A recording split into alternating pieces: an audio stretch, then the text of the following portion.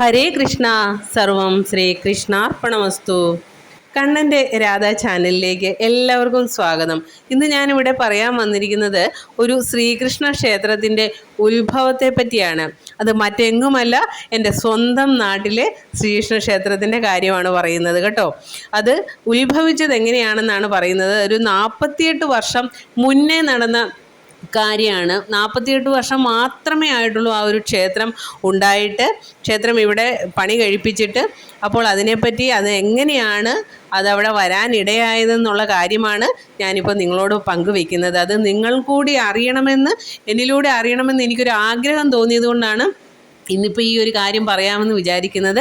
ഈ ക്ഷേത്രം എങ്ങനെയാണ് ഉത്ഭവിച്ചതെന്നും അതിനു മുന്നേ ഈ ക്ഷേത്രത്തിലെ വിഗ്രഹം എങ്ങനെയാണ് കണ്ടുകിട്ടിയതെന്നും ഒക്കെ അറിയുമ്പോൾ സത്യം പറഞ്ഞു കഴിഞ്ഞാൽ ഓരോരുത്തർക്കും വളരെയധികം അനുഗ്രഹം കിട്ടിയതായിട്ട് തോന്നും. അത്രയ്ക്ക് ഉള്ള ഒരു ഉത്ഭവ കഥ തന്നെയാണിത്.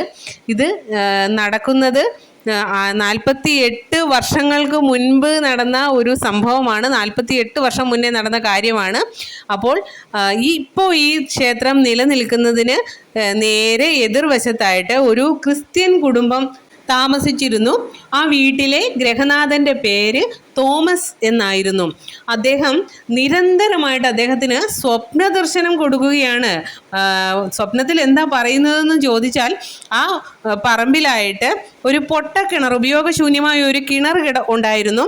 ആ കിണറിനുള്ളിൽ ഞാനുണ്ട്, അതിൽ എന്നെ ആ കിണറിൽ നിന്നും എടുത്തുകൊള്ളുക എന്ന് പറഞ്ഞാണ് ഓരോ ദിവസവും സ്വപ്നം കാണിക്കുന്നത്.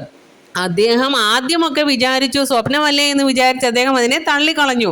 പിന്നെ നിരന്തരമായി കാണാൻ തുടങ്ങിയപ്പോൾ അദ്ദേഹത്തിന് ഉള്ളിലൊരു ഭയമുണ്ടായി. കാരണം ഇത് അദ്ദേഹത്തിനെയാണല്ലോ കാണിച്ചു കൊടുക്കുന്നത്. അപ്പോൾ അദ്ദേഹം എന്തു ചെയ്തു? ഇതിൻ്റെ തൊട്ടടുത്ത് താമസിക്കുന്ന നാട്ടുകാരായുള്ള അയൽവാസികളോട് എല്ലാവരോടും ചെന്ന് കുറച്ച് പേരോട്, അദ്ദേഹം എപ്പോഴും സംസാരിക്കുന്ന കുറച്ച് പേരോട് ഈ ഒരു കാര്യം പറഞ്ഞു.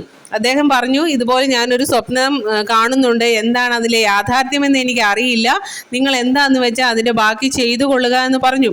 അദ്ദേഹം ഈ വിവരം നാട്ടുകാരോട് പറഞ്ഞതിനൊപ്പം അദ്ദേഹം പറഞ്ഞത്, സ്വപ്നത്തിൽ പറഞ്ഞു അത്രേ, എന്നെ ഈ നാട്ടിൽ തന്നെ വെച്ച് പ്രതിഷ്ഠിച്ച് നിങ്ങൾ പൂജ ചെയ്യുക, ഇല്ലാന്നുണ്ടെങ്കിൽ നിങ്ങൾക്കതിന് സാധിക്കുകയില്ല, തീർത്തും നിങ്ങളെ കൊണ്ട് അതിന് പറ്റില്ല എന്നുണ്ടെങ്കിൽ മാത്രം നിങ്ങൾ എന്നെ ഗുരുവായൂർ സമർപ്പിക്കുക എന്നാണ് സ്വപ്നത്തിൽ പറഞ്ഞിരുന്നതെന്ന് അദ്ദേഹം അവരോട് പറയുകയുണ്ടായി.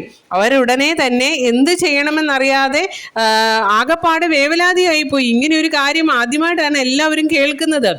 ഇനി എന്തു ചെയ്യണമെന്നറിയാതെ എല്ലാവരും കൂടി ഇങ്ങനെ ആലോചിച്ചു കൊണ്ടിരുന്നപ്പോൾ അവർക്കെല്ലാവർക്കും കൂടി ഒരു ഉപായം തോന്നി.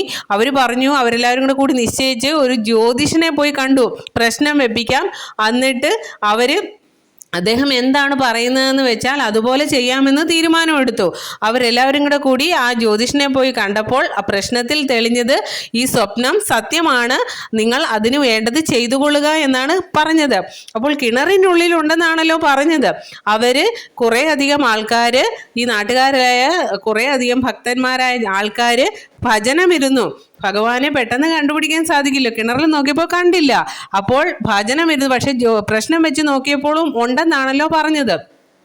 അപ്പോൾ ഭജനമിരുന്ന് കുറേ പേര് പ്രാർത്ഥിച്ചതിന് ശേഷം പൊട്ടക്കിണർ വലുതാക്കാൻ തീരുമാനിച്ചു. അപ്പോൾ അങ്ങനെ വലുതാക്കി ചെന്ന് കഴിഞ്ഞപ്പോൾ അത് കൂടുതൽ വെള്ളം അതിൽ നിന്നും വരാൻ തുടങ്ങി. അങ്ങനെ വന്നു കഴിഞ്ഞ് നോക്കുമ്പോൾ അതിനകത്തിരിക്കുന്നു ആ കുഞ്ഞ് കൃഷ്ണവിഗ്രഹം. ആ ഒരു കുഞ്ഞ് കൃഷ്ണവിഗ്രഹം അതിനകത്തിരിക്കുകയാണ്. അതിനൊപ്പം തന്നെ ഒരു നിലവിളക്കും ഉണ്ടായിരുന്നു, പൂജയ്ക്കായി ഉപയോഗിക്കുന്ന ഒരു മണിയും ഉണ്ടായിരുന്നു. അതെല്ലാം കൂടി ചേർന്ന് എടുത്ത് ഒരു താൽക്കാലിക ഷെഡ് പോലെ പണിത് അതിനുള്ളിൽ ഭഗവാനെ മന്ത്രവിധി പ്രകാരമൊക്കെ ഇരുത്തി. അതിന് ശേഷമാണ് ഈ ഒരു ക്ഷേത്രമായിട്ട് അവർ പല ഘട്ടങ്ങളായിട്ടാണ് ഈ ഒരു ക്ഷേത്രം പണിതത്. 48 വർഷം മുന്നത്തെ കാര്യമാണിത് കേട്ടോ. അന്ന് ആ ക്ഷേത്രം വെക്കാനായിട്ട് സ്ഥലം കൊടുത്ത ഒരു കുടുംബം ഉണ്ടായിരുന്നു. ആ കുടുംബത്തിലൊക്കെ അനുഗ്രഹം കിട്ടിയതെന്ന് പറഞ്ഞു കഴിഞ്ഞാൽ കേൾക്കുമ്പോൾ തന്നെ നമ്മുടെ എന്താ പറയുന്നത്, നമുക്കങ്ങ് വളരെയധികം സന്തോഷം തോന്നുകയാണ്. അത്രയ്ക്ക് അനുഗ്രഹമാണ്. അതുമായിട്ട് ഈ ഒരു കാര്യവുമായിട്ട് നിന്ന് സംബന്ധിച്ച എല്ലാ മനുഷ്യർക്കും കിട്ടിയ അനുഗ്രഹങ്ങൾ ശരിക്കും അത്ഭുതങ്ങൾ തന്നെയാണെന്നാണ് പറയേണ്ടത്. അത്രയ്ക്ക് പവർഫുൾ ആയിട്ടുള്ള ഒരു കൃഷ്ണ വിഗ്രഹമായിരുന്നു അത് ഇന്നും ആ ഒരു ഭഗവാൻ അവിടെ ചൈതന്യത്തോടു കൂടി കുടികൊള്ളുന്നു. ഇന്ന് ഭഗവാന്റെ ആ ഒരു ക്ഷേത്രത്തിൽ ഉപദേവതമാരായിട്ട് ഇരിക്കുന്നത് ഗണപതി ഭഗവാൻ, ദുർഗാദേവി, നാഗരാജാവ്, നാഗയക്ഷിയമ്മ, രക്ഷസ് എന്നിവരാണ്. ഇവരെ എല്ലാം വിളിച്ചു കഴിഞ്ഞാൽ നമുക്കതിനനുസരിച്ചുള്ള അനുഗ്രഹങ്ങൾ കിട്ടുന്നുണ്ട്. ഓരോരുത്തർക്കും അവിടെ വന്നു ചേർന്ന് പ്രാർത്ഥിക്കുന്ന ഓരോരുത്തർക്കും കിട്ടുന്ന അനുഗ്രഹം എന്ന് പറഞ്ഞു കഴിഞ്ഞാൽ അത് പറഞ്ഞാൽ ആർക്കും മനസ്സിലാവില്ല. അത് പറഞ്ഞാൽ ആർക്കും മനസ്സിലാവണമെന്നില്ല. ഭഗവാൻ അവിടെ ചെല്ലുന്നവരെ എല്ലാം ഭഗവാനിലേക്ക് അങ്ങ് വലിച്ചടുപ്പിക്കുകയാണ്. അത്രയ്ക്ക് പവർഫുള്ളാണ് എൻ്റെ കണ്ണൻ. അതുപോലെ കണ്ണൻ്റെ ഉത്സവം വരുന്നത് അഷ്ടമി രോഹിണി നാളിലാണ്.